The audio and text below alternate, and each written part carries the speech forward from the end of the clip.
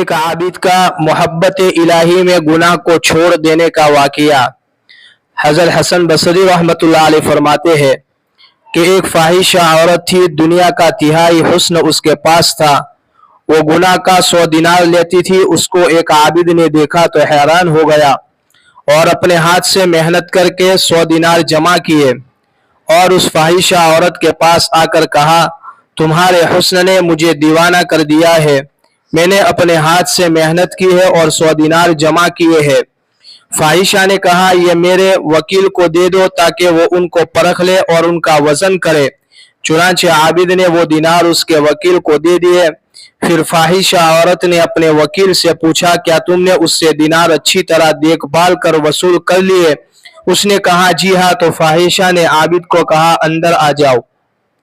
उस औरत का हुस्न जमाल इतना ज्यादा था जिसको अल्लाह ही जानता है। उस फाहिशा का घर बड़ा दिलकश था और उसका पलंग सोने का बना हुआ था। जब फाहिशा ने करीब बुलाया और वो खयानत की जगह पर बैठा तो अल्लाह के सामने पेशी का खौफ आ गया और उससे कांप कांप किया। उसकी शहवत मर गई और कहा, मुझे छोड़ दे, मैं वापस जाऊंगा, ये दिनार भी तेरे, मैं ये वापस नहीं लूंगा। उस औरत ने कहा, तुम्हें क्या हुआ? तूने मुझे देखा, मैं तुझे अच्छी लगी, फिर तूने बड़ी मेहनत और मशक्कत से 100 दिनार जमा किए, फिर जब कादिर हुआ तो ये क्या किया? उस आबिद ने कहा कि मैं अल्लाह के सामने पेश होने से डर गया हूँ, इसलिए मेरा ऐश कड़वा हो गया है। तो उस फाहिशा ने कहा, अगर तू इस बात में सच्चा है तो मेरा खाविंद तेरे सिवा और कोई नहीं हो सकता।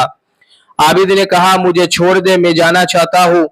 औरत ने कहा, मैं आपको नहीं जाने दूंगा मगर इस शर्त पर कि आप मेरे साथ शादी कर ले। आबिद ने कहा, ऐसा नहीं हो सकता जब तक कि मैं यहाँ से निकल न जाऊं। औरत ने कहा कि तो फिर आपके जिम्मे रहा, अगर मैं आपके पास आऊं तो आप मेरे साथ शादी कर लेंगे। आबिद ने कहा, ठीक है। फिर उस आबिद ने मुंह छुपाया और अपने शहर को निकल खड़ा हुआ।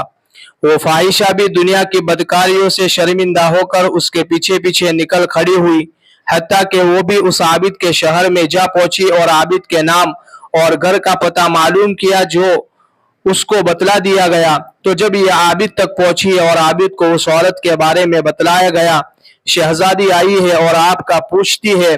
तो जब आबिद ने उसको देखा तो एक चीख मारी और मर गया और उसकी बाहों में गिर पड़ा। औरत ने कहा कि ये तो हाथों से गया, कोई उसका करीबी रिश्तेदार है? उसको बताया गया कि उसका एक भाई है जो फकीर आदमी है। तो औरत ने कहा कि तुमसे शादी करूंगी तुम्हारे भाई से मोहब्बत होने की वजह से। चुनांचे उसने उससे शादी कर ली और उसके साथ बेटे पैदा हुए।